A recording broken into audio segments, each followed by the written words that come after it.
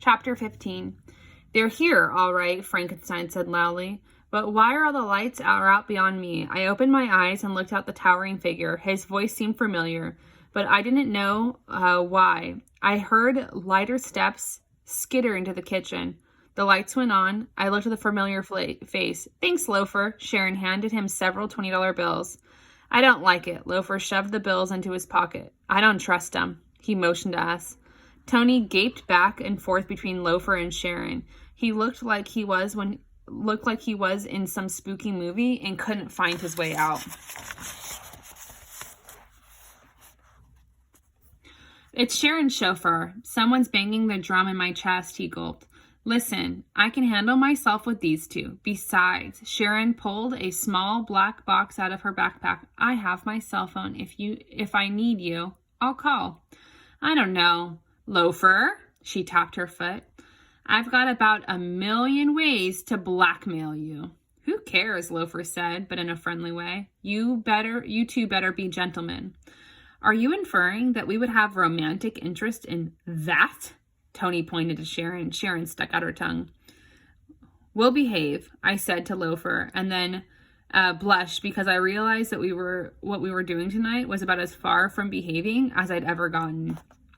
Well, all right. I'm going to park outside. Oh, go back to bed, Sharon ordered. We'll be fine. Loafer backed slowly out of the room. His long mustache made him look like a giant walrus. Sharon had brought 3 pieces of luggage. It was like she was going on a European vacation rather than just camping out for the night. She unpacked her sleeping bag, clothes, a radio, a reading lamp, a comb, a brush, a mirror, some books, and a bunch of other stuff. You owe me $1, I whispered to Tony. I guess, he sighed. Why? Sharon perked right up. Nothing, I said. We had a bet going on whether you would chicken out, Tony said. How uncouth. For a moment, I thought she wasn't talking to us anymore. She pulled out her sleeping bag across from the other side of the room. We were getting bored, I offered. Well, what did you bet, Aaron? That you would come. Well, if you bet on me, I guess it's okay. Of course, at that, Tony made about a million faces behind her back, but I pretended I didn't see any of them, acting again. What's all this mess? She stared into the containers of food. I could tell she was hungry. Dinner, I said. There's plenty left over for you. From your restaurant, she pointed to Tony. The very best. No, thank you. I don't need food poisoning tonight. Don't knock it if you haven't tried it, Tony said. I suppose you're right. She reached in and pulled out one of the little pancakes wrapped in the lemongrass and shrimp. She ate it a few little bites. Not bad, I guess, she said, for fast food. What do you mean, fast food? Don't you know the difference between McDonald's and cuisine? Tony jumped up and the two of them started yelling at each other. It took me about 5 minutes before I can calm them down.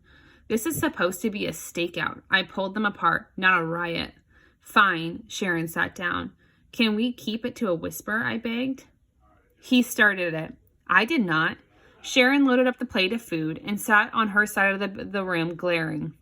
Hey, Aaron, you know why Molly Pringle's hair is green?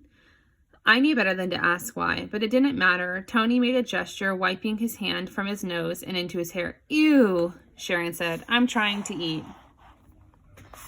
But don't you even like the food? Tony shouted. I could see that they were going to start yelling again. Sharon had worked her way to the ricotta pudding. She held the spoon in midair.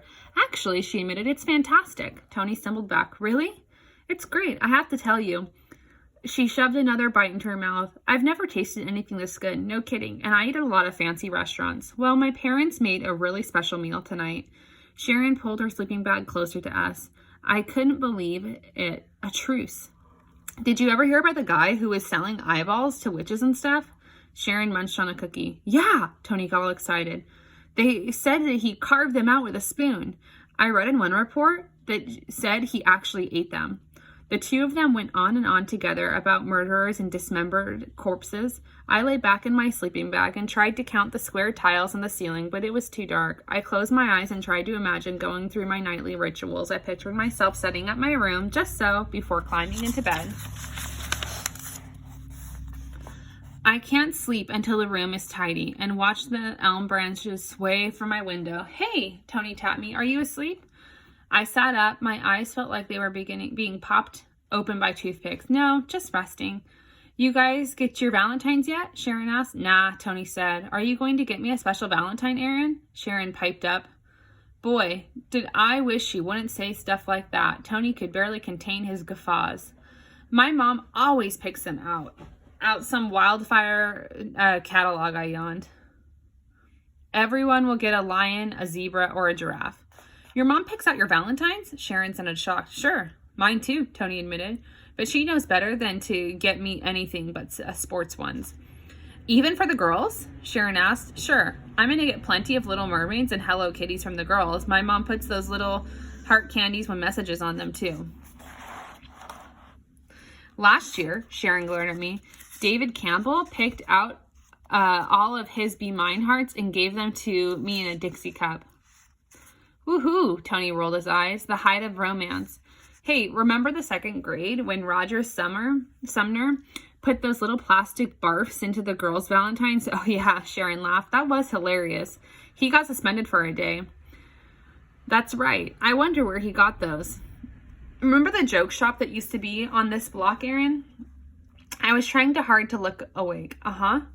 And in third grade, Sharon offered. Aaron drew the Valentines himself. That's right, Tony said. Those were amazing. Oh yeah, I drew unicorns. That must have taken you forever. They were so detailed. I still have mine, Sharon said. Hey, have you been in class together since second grade? Tony asked. Since first, in Mr. Migrant's class. Now he was a character. Tony and Sharon chattered like they were long-lost friends. They both seemed to remember every gross thing that happened to us over the last 5 years. If a kid had barfed on the floor or peed his pants or put a smashed frog in the teacher's lunch box and recalled it and talked about it in excruciating detail. With Sharon's reading light and their voices, the room lost its spooky feel. The wind turned into rain, which got heavier and heavier like my eyelids. I tried to hold on to my thoughts, to pay attention to the exchange of jokes and stories, the voices, the light on the red walls, and the rain and the sleepiness melted them like chalk drawings on a sidewalk.